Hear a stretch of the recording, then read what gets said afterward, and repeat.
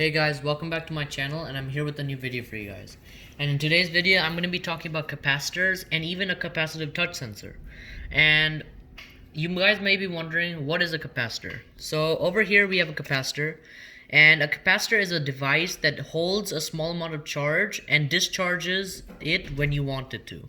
So the capacitance or energy of a capacitor is measured in farads.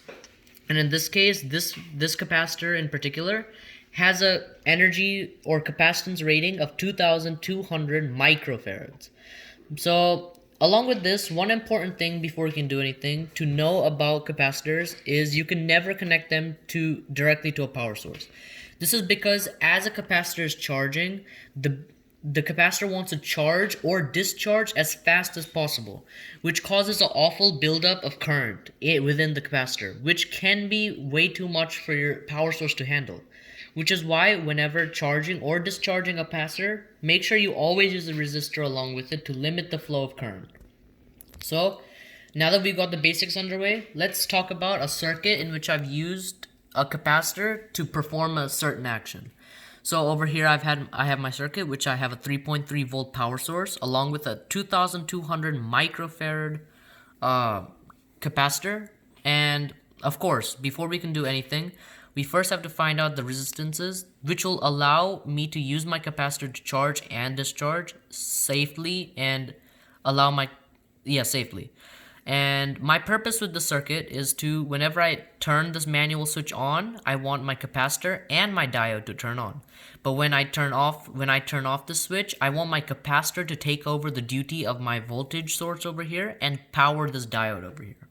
So now that we know this, and as in my early videos, I talked about an equation, V equals IR, and we're gonna use this now in today's video. And if you guys are curious about this equation over here, be sure to check out my previous videos. So we already know V, 3.3 volts, but why is that? Because this is a parallel circuit, and in each branch, voltage drop occurs in each branch. Meaning that 3.3 volts drops over here and 3.3 volts drops over here, which is why we put 3.3 in the place of V. We already know I, because let's take our power source's milliamp current rating as the Raspberry Pis, which means it can only handle up to 16 milliamps of current. So just to be safe, let's take 5 milliamps of current as the number. And I want to limit this branch's current to 3 milliamps and this branch's current to be 2 milliamps. So as a result, I'll plug in 0.003 amps as I converted milliamps to amps times R1 or our resistance. And I'll solve for it. And in the end, when I divide 3.3 by 0.003 amps, I will get 1100 ohms. For me to safely charge my 2200, or for me to safely take out 3 amps out of this power source. So now that we've calculated the safe resistance for one branch, let's calculate for the second branch. So now V equals IR once again, and along with this there's a diode over here, and this diode has a forward voltage rating of 2.2. And as a refresher, forward voltage is the amount of electricity or voltage needed for electrons to pass through one metal end of the diode to another metal end of the diode to allow the diode to light up.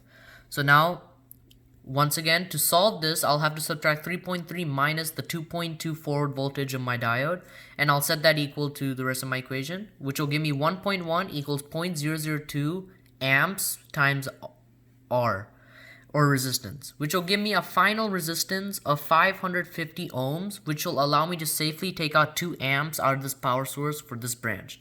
And as you know, to add up current, we just have to add the current to one branch, and we'll double check, and in the end we get 5 amps, which is safe for our battery source to handle. So now that we have both the resistances needed, let's delve deeper into capacitors and how we can calculate their charging time. So for this, there's a very simple formula for this. Series resistance in ohms times capacitance in farads equals 1 RC constant. Meaning, and you guys might be wondering what a RC constant is. An RC constant is a measure of value to measure how much energy is within a capacitor. So over here, if we take a look at my graph over here, one RC constant equals 63% of the capacitor charged, and as you can see, the percentages slowly increase as the RC constants increase. And 5 RC constants equals 100%, meaning my capacitor is 100% charged. So now that we've understood everything in this formula, let's now solve. So 1100 ohms in this series resistance in this branch times 0.0022, because this capacitor's rating is 2200 microfarads and we have to convert it to farads, meaning we have to divide it by 1 million, equals 1 RC constant, giving me my final answer to be 2.42 seconds to charge 1 RC constant, or 63%. And as you know, we need 5 RC constants for 100%, giving me, when I multiply 2.42 seconds by 5, 12.1 seconds charging time for my capacitor. But this isn't this might be charging time, but this is definitely not discharging time. We'll find this out later when I run my program. So now that we've found out the basics of capacitors and how we can use them, let's talk about the project that I'm going to do incorporating capacitors and my program. So as you know, I'm going to be using a capacitor, 2200 microfarad capacitor, and as you know, when the voltage passes through my capacitor, alright, so basically my purpose of my project will be to monitor my capacitor in my program for the amount of voltage passing through it. And as you can tell, when the 3.3 volts passes through my capacitor, the voltage drop slowly shifts from my resistor to my capacitor while it's charging. And when it's discharging, my voltage drop slowly shifts from my capacitor to my resistor. And this gives an effect of a variable voltage resistor. And as I've talked about many times in my previous videos, obviously the Raspberry Pi unfortunately cannot understand analog signals, which is why we have to bring in an old integrated circuit, analog to digital MF5R22 integrated circuit. This integrated circuit, when connected to my capacitor, will allow my Raspberry Pi to safely understand the variable voltage output coming out of this capacitor, allowing me to proceed with my project. So along with this, I'll also be, instead of a physical switch, I'll do an electronic switch inside my program, and I'll be monitoring my capacitor for when it drops down to 0% and when it's 0%, and I'll charge it again once it hits 100%, I'll discharge it again. So now we know all the points that we need to have, let's try and plot this on an actual graph. So as time progresses and my capacitor charges, we will start to see a sort of arc happening. And once my capacitor fully charges, it'll go sort of at a standby line. At this point, we know that we'll be able to calculate the time it takes to charge, allowing us to double check our 12.1 second thing over here.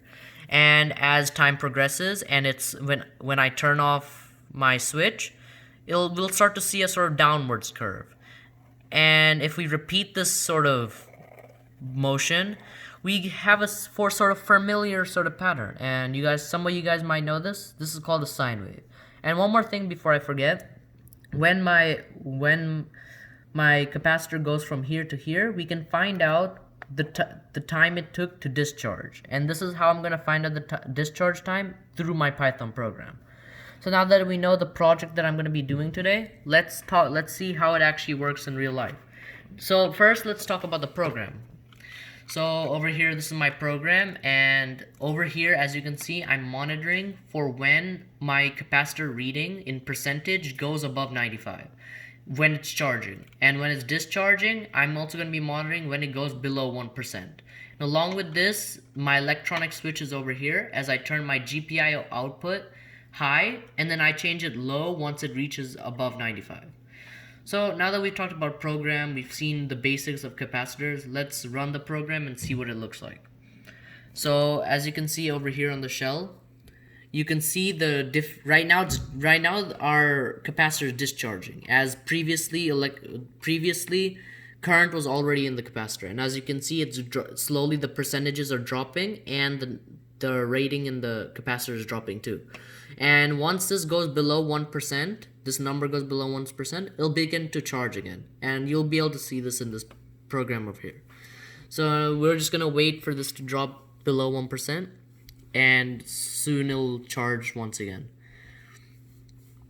And along with this, in my future videos, I'm gonna be actually plotting the sine wave sort of motion that we have going on in our graph.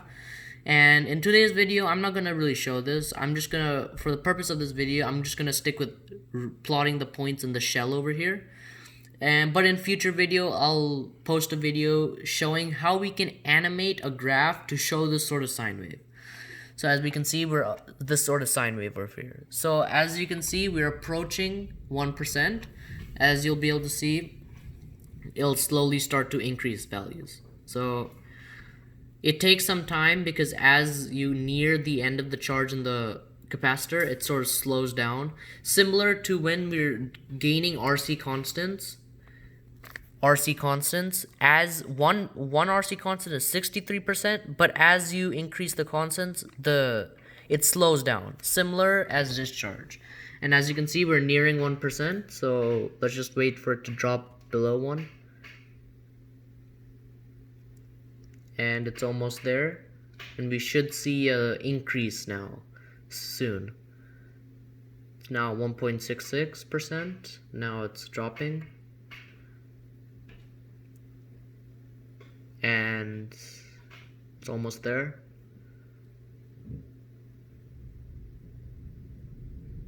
And now, as you guys can see, it wrote the discharge time, which was 126 seconds, which is I calculated using my logic that I explained over here. And as you can see, it's now increasing at a very fast pace.